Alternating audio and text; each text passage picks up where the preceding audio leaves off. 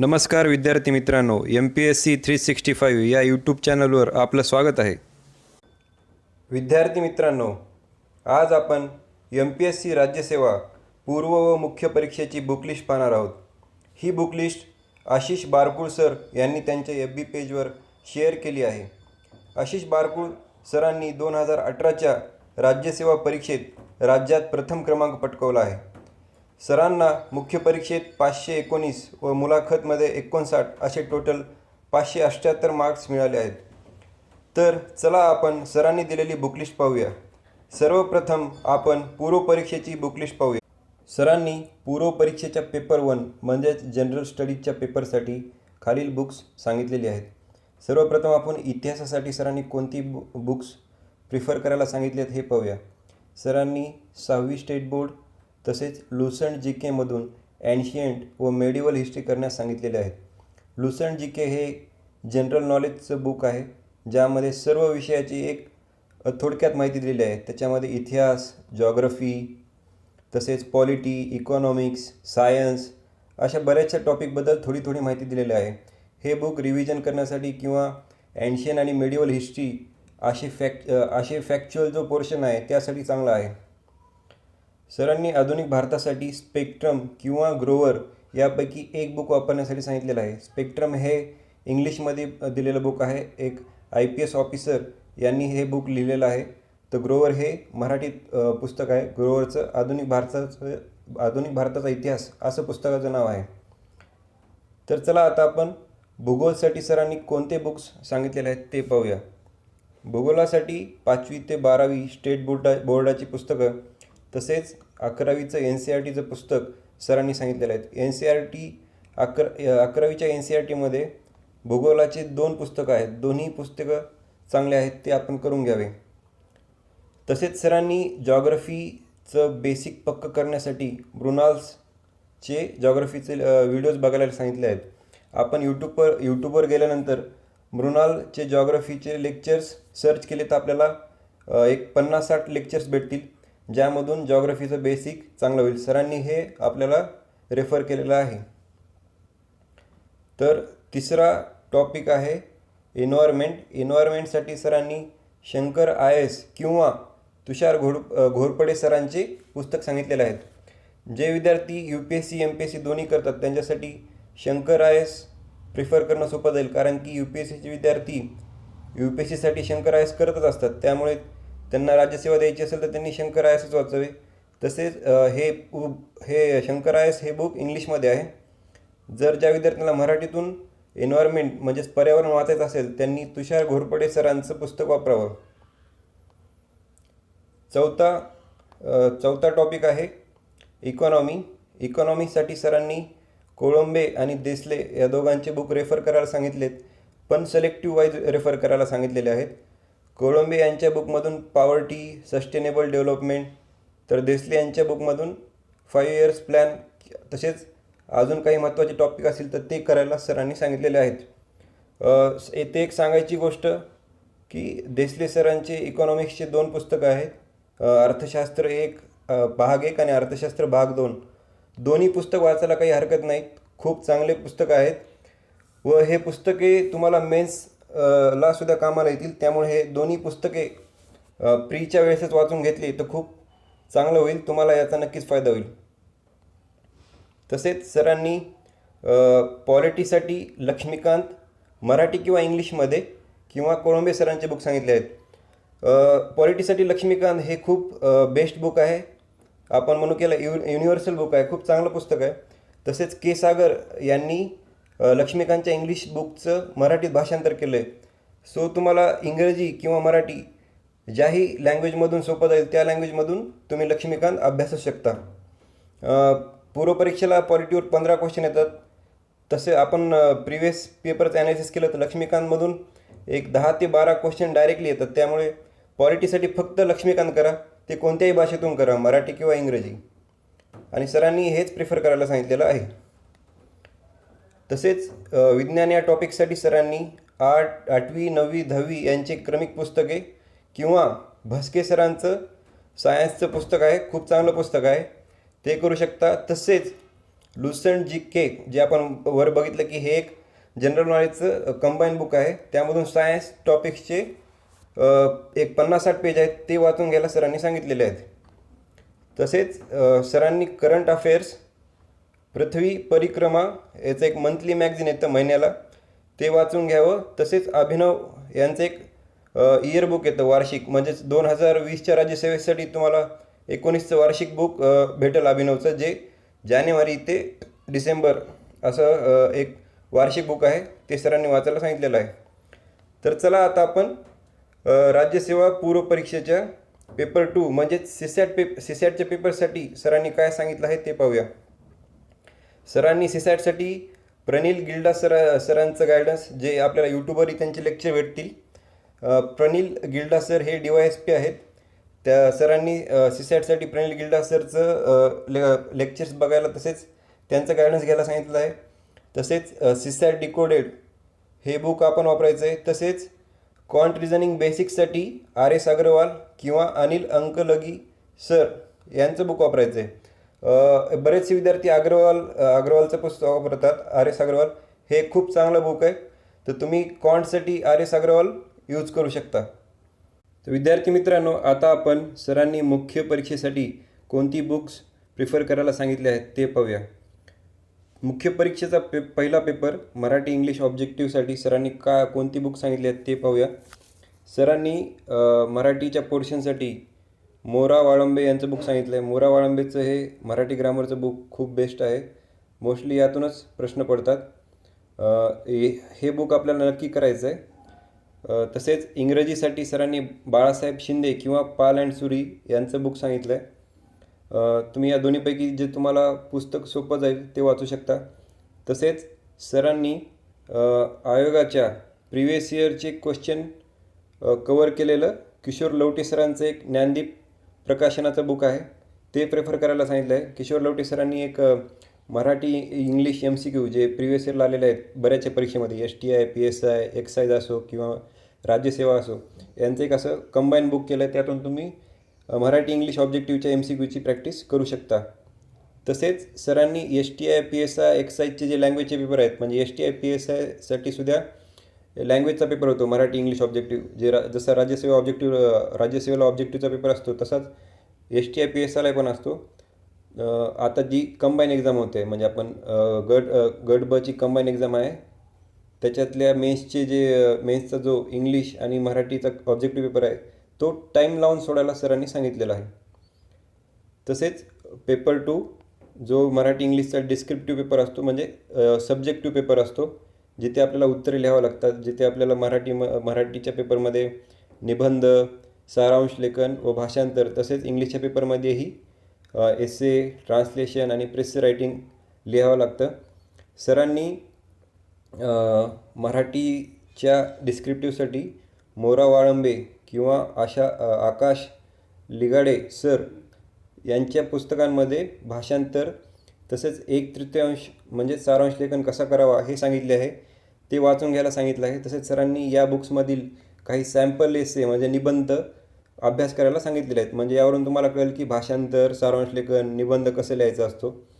तसेच इंग्लिशच्या डिस्क्रिप्टिव्ह पोर्शनसाठी, म्हणजे इंग्लिशच्या लिहायच्या पेपरसाठी सरांनी व्रेन आणि मार्टिन किंवा पाल अँड सुरी यामधले एसे, ट्रान्सलेशन आणि प्रेस रायटिंग कसं करायचं असतं हे पाहून घ्यायला सांगितलेलं आहे.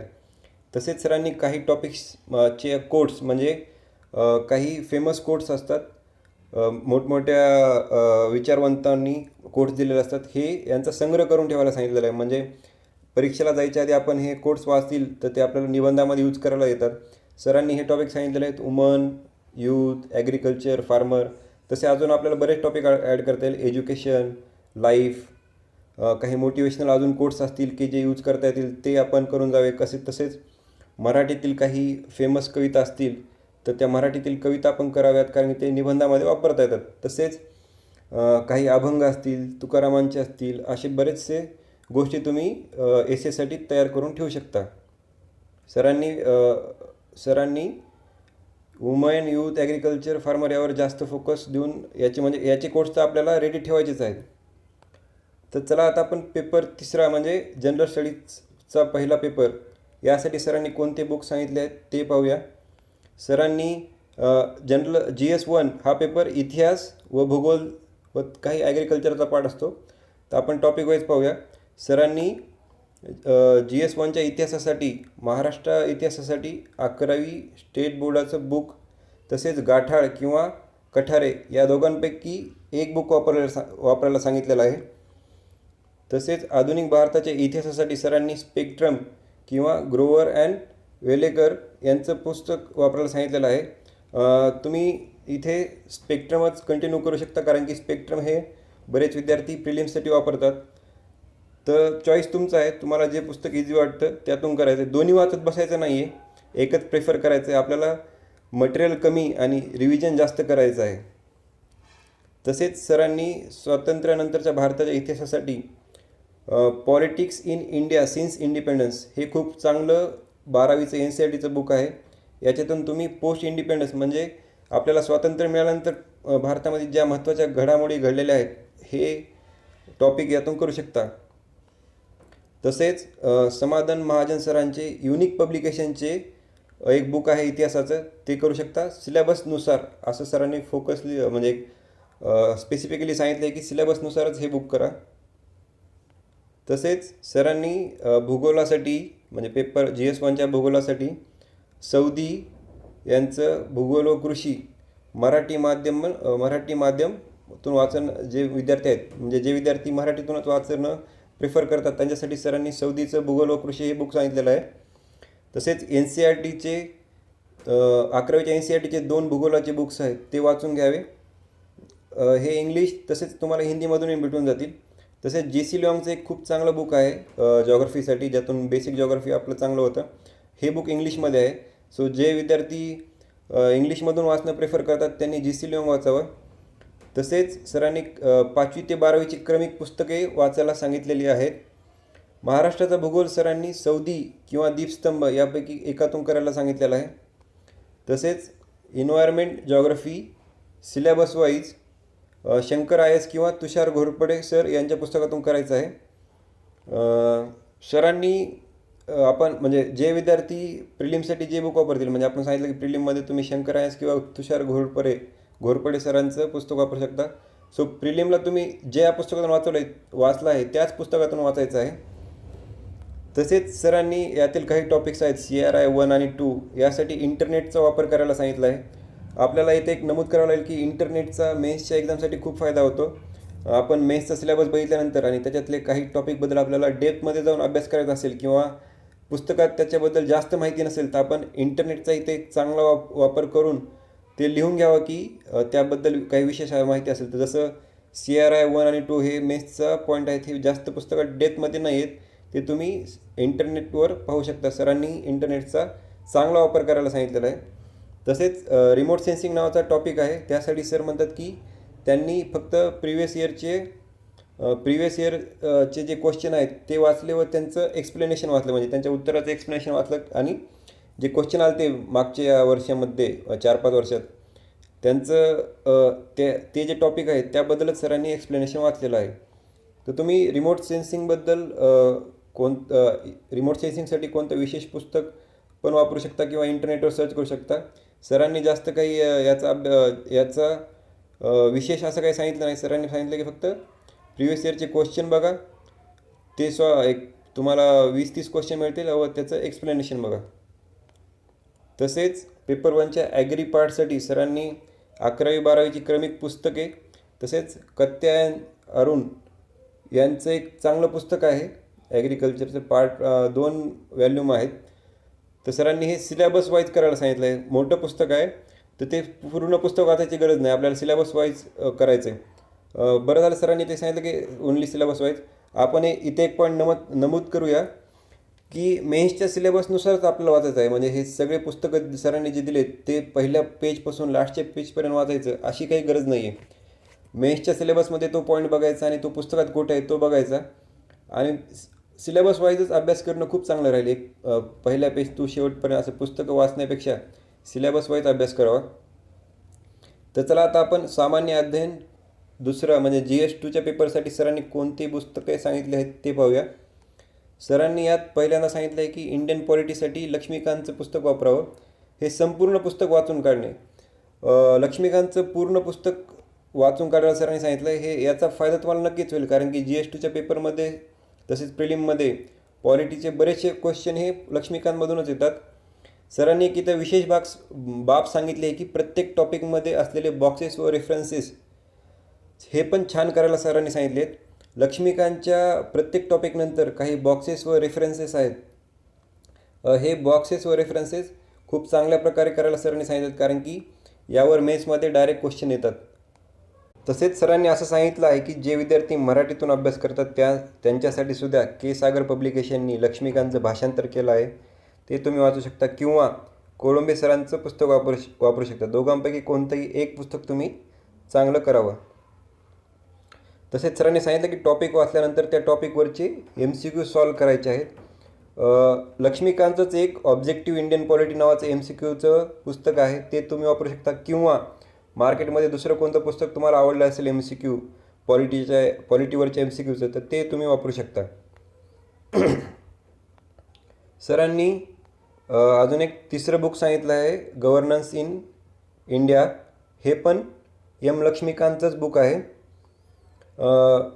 सिलेबसमधील पॉईंट नंबर 3 ते 8 तसेच topic number 14 from central admin to financial administration, हा जो पोर्शन आहे, हा एवढाच पोर्शन तुम्हाला गव्हर्नन्स इन इंडिया लक्ष्मीकांतचं हे जे पुस्तक आहे यातून वाचायचं आहे. पूर्ण पुस्तक नाही वाचायचं आहे, हे एवढेच पॉईंट करायचे आहेत. तसेच सरांनी पंचायत राजसाठी किशोर लवटे सरांचं पुस्तक वापरायला सांगितलं आहे. हे पण एक खूप चांगलं पुस्तक आहे. तसेच युनिक पब्लिकेशनचं पार्ट 2 हे पुस्तक ॲक्ट्स व काही दुसरे जे टॉपिक्स आहेत त्यासाठी यूज करायला सांगितलं आहे सरांनी. तसेच मीडियासाठी सरांनी press council of India, Indian readership survey, CBFC आणि इंटरनेटचा वापर करायला सांगितलं आहे. तसेच paper 2मध्ये LBSNAA, Sardar Vallabhbhai Patel national academy आणि यशदाचे पॉईंट आहेत. तर यासाठी सरांनी असं सांगितलं आहे की या तिन्ही अकॅडमीची माहिती तुम्ही त्यांच्या वेबसाईटवरून करावी. वेबसाईटवर एक अबाउट अस नावाचा सेक्शन असतो, त्यातून प्रत्येक अकॅडमीच्या हिस्ट्रीची माहिती घ्यावी की ती अकॅडमी कधी स्थापन केली, का स्थापन केली, तसेच त्यांचे कोणी पहिले डायरेक्टर कोण होते, अशा बाबी तुम्ही त्यातून वाचून घ्या.